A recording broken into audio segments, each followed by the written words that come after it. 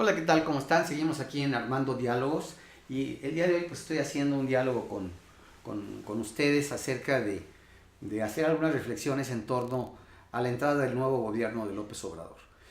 Comentamos un poquito cuáles pueden ser los sentimientos, las actitudes, las conductas de quienes votaron, los que no votaron por López Obrador. Y una de las preocupaciones centrales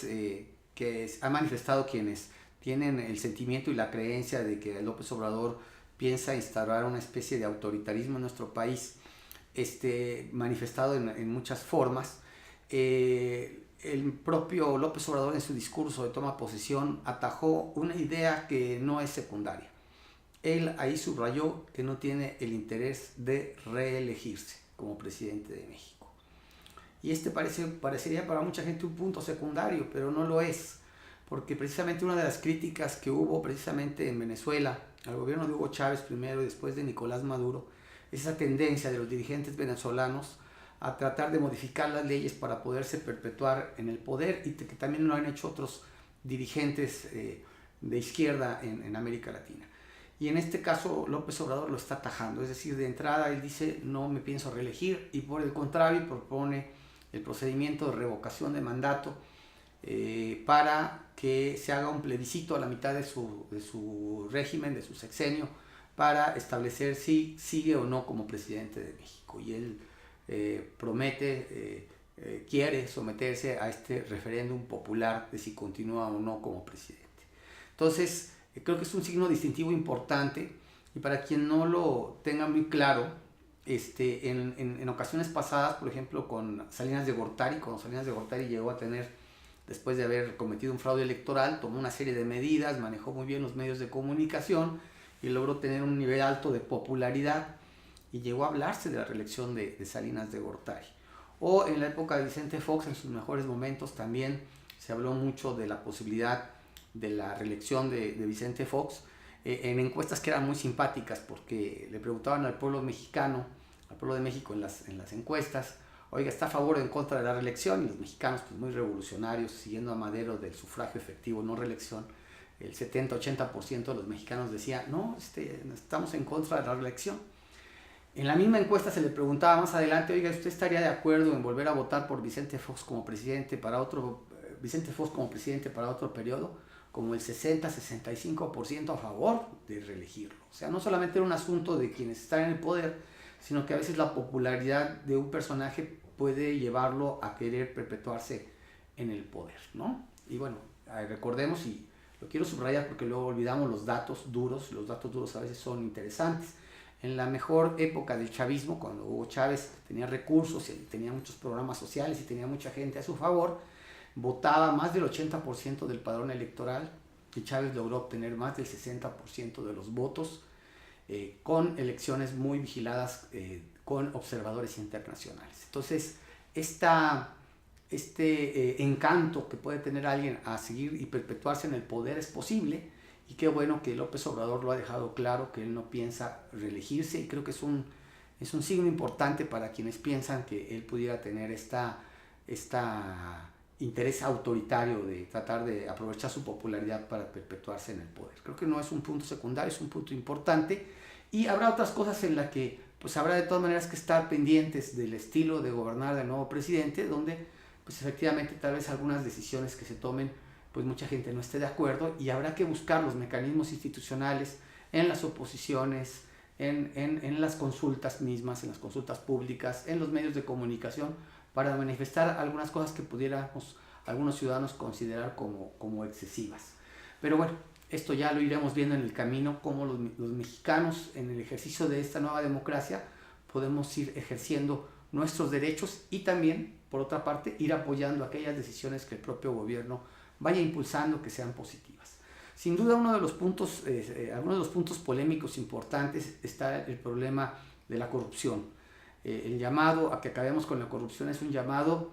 en el que todos tenemos que intervenir, porque ya nos dimos cuenta que hay corrupción gubernamental, pero hay corrupción empresarial, hay corrupción social, y entonces es algo en donde todo el mundo tenemos que participar para ir modificando nuestros usos y costumbres, para ir modificando nuestras instituciones para que realmente se castigue. Ya él habló de que la corrupción se va a convertir en un delito grave y que va a haber sanciones importantes para quienes incurran en este tipo de delitos. Y bien, también es importante y polémico el asunto de cómo enfrentar la violencia. Él siempre planteó el asunto de enfrentar que las raíces de la delincuencia y la violencia que estamos viviendo pues están fundadas fundamentalmente en la desigualdad social, en la injusticia, en la pobreza, y que esto pues ha alimentado precisamente sobre todo que los jóvenes se metan al crimen organizado y formen todas estas redes de criminalidad que han ahogado al país y que son las cifras terribles del número de muertos que tenemos en nuestro país. Entonces, en ese sentido, bueno, él sigue sosteniendo esa idea y por eso ha estado impulsando y va a impulsar mucho el asunto del empleo con los jóvenes, de las becas para que se pongan a estudiar y demás. Va a invertir una gran cantidad de recursos precisamente para garantizar que los jóvenes tengan ingreso a la educación, a las universidades, que puedan sacar carreras, pero también recursos para que se capaciten y se preparen en el trabajo. Es decir, se está buscando alternativas para tratar de darle una salida de paz y justicia al asunto de la inseguridad, pero también ya se dio cuenta que el problema lo tiene enfrente, que lo tiene ya que resolver directamente, y que las respuestas de fuerza, las respuestas de fuerza policíaca pues tienen que atenderse, y en ese sentido el diagnóstico que él hace